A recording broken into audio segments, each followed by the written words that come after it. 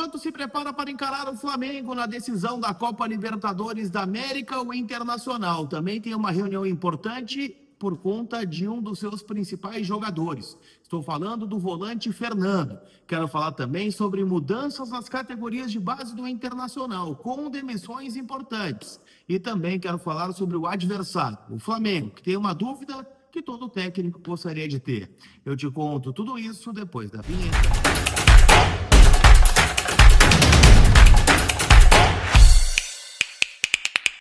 Tudo bem, gente? Vamos trocar uma ideia então, afinal, né? Quero atualizar as últimas informações do Internacional com vocês. Já estou aqui, né, no Rio de Janeiro. Acabei de chegar, inclusive, né, vindo de São Paulo. E óbvio, né, já estamos nos preparando para a decisão da quarta-feira. Muita expectativa, né, reina em torno deste jogo, né? O jogo de ida das oitavas de final da Copa Libertadores entre Inter e Flamengo. E bom, a gente tem muita coisa para atualizar vocês aqui, né? Afinal, o Inter tá acontecendo dentro e fora do campo, e óbvio que a gente vai passar tudo a limpo aqui nesse conteúdo, que é em nome da Gigante Veículos, onde está o teu carro novo, te esperando. A Gigante, né, que é parceira aqui do canal e que proporciona também, né, com que eu esteja viajando aí pelo Campeonato Brasileiro, Libertadores. E se tu tá pensando em trocar de carro, chama eles, né, no @Gigante Veículos lá no Instagram. Eles ficam lá em Capão da Canoa, na Avenida Central, e eu tenho certeza, né, que a Gigante tem o carro que tu tá precisando, tu usado na troca, e a certeza de fazer o melhor negócio é com a turma da Gigante Veículos, tá bom? Turma, vamos atualizar um pouco as informações do Internacional, então. Afinal, eu quero começar falando justamente sobre uma informação que foi publicada pelo repórter Tomás Rames em GE. Globo, né, que fala sobre a possibilidade de Fernando Regis, né, o nosso camisa 5. Que saudade de Fernando Regis, né? Mas ele pode estar deixando o Internacional. Por quê? O Fernando, para quem não sabe, né, teve uma lesão grave de joelho, ainda na partida contra o Fluminense pelo Campeonato Brasileiro, derrota do Inter por 2-0 antes da parada para o Super Mundial de Clubes, e tem o seu retorno previsto para novembro, no melhor dos cenários, tá? Porque se precisasse de intervenção cirúrgica, a gente estava falando, né, de uma lesão que demoraria muito mais do que um ano para ele voltar a jogar.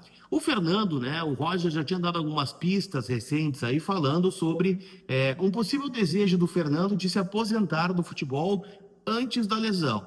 E esse desejo, óbvio, né, que aumentou após, né, essa lesão, ele ficar parado muito tempo, né, uma lesão que ele nunca teve na carreira e que agora, né, teria de lidar aí com praticamente 8 meses de recuperação.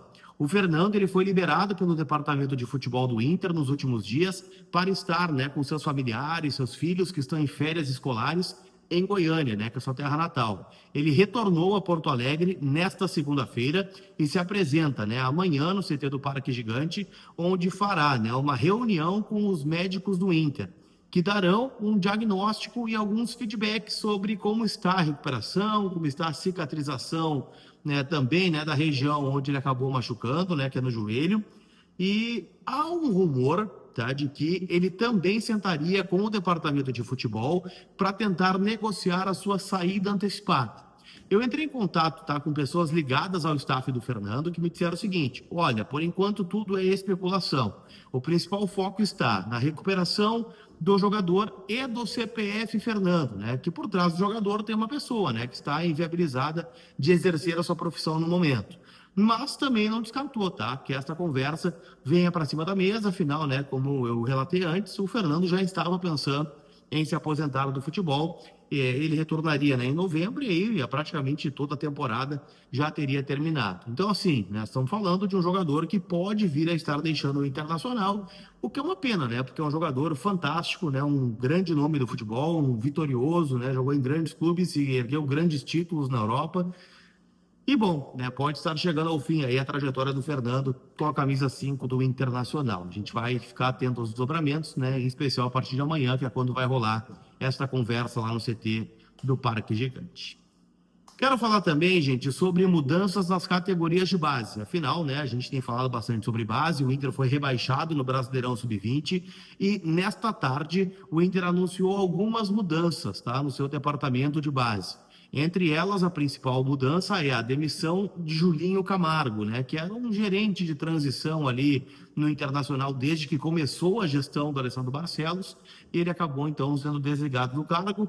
E, além dele, né, algumas mudanças na equipe Sub-20. As principais, as saídas, né, do Renan, né, ex-goleiro, que era o técnico, né, da equipe sub-20 aí no rebaixamento, e também do João Miguel, né, que curiosamente foi campeão com o Inter recente, foi campeão da Copa São Paulo de Futebol Júnior como técnico, foi campeão também da Copa do Brasil sub-20, pode ser? Não, Brasileirão sub-20 em 2021.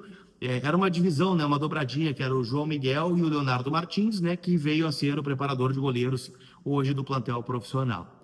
Então, aconteceram essas mudanças, outros profissionais, né, como preparador físico e também um auxiliar de goleiros, também foram demitidos. Na diretoria, nenhuma troca, né, permanece como está, né, o Fernando Reck, que acabou de assumir, né, oriundo do Juventude, e também, né, o Luiz Caldas Milano Júnior, diretor-geral aí das categorias de base, permanece no comando. Então, o Inter vai reestruturando aí as suas categorias de base, até porque o fiasco foi muito grande, né, não poderia ser diferente, né, a mudança aí no departamento de categorias de base lá em Alvorada, na Morada dos Quero-Queros.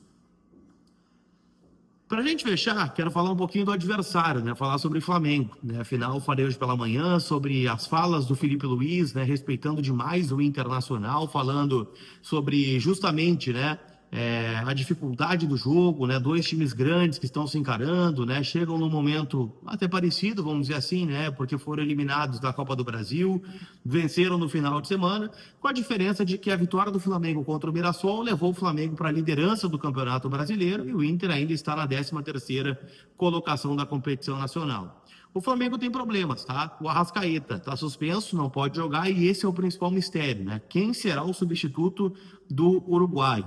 Dois jogadores largam na frente. O Luiz Araújo, né, jogador de lado de campo, né, que mudaria um pouco a estrutura do time, com o Plata vindo jogar um pouquinho mais por dentro, ou a entrada de mais um jogador de meio, que é o Saul. Lembrando, né, que no final de semana o Flamengo estreou o Jorge Carrascal, né, jogador que veio aí, né, do futebol russo e que é um baita jogador também, né? Então são muitas mudanças no Flamengo, que fez uma grande janela de transferências com Emerson Royal, Saul, Samuel Lino, né? Teve aí também a chegada do próprio Carrascal. Então são grandes nomes que tem, né, o time rubro-negro e que certamente, né, vai ser um time bem forte e pesado aí para cima do Internacional, que, né, tá praticamente definido aí pelo Roger Machado, com Rocher, Aguirre, Vitão, Juninho e Bernabei, Thiago Maia, Alan Rodrigues, Alan Patrick, Wesley, Bruno Tabata e Rafael Santos Borré no banco para a entrada do Ricardo Martins.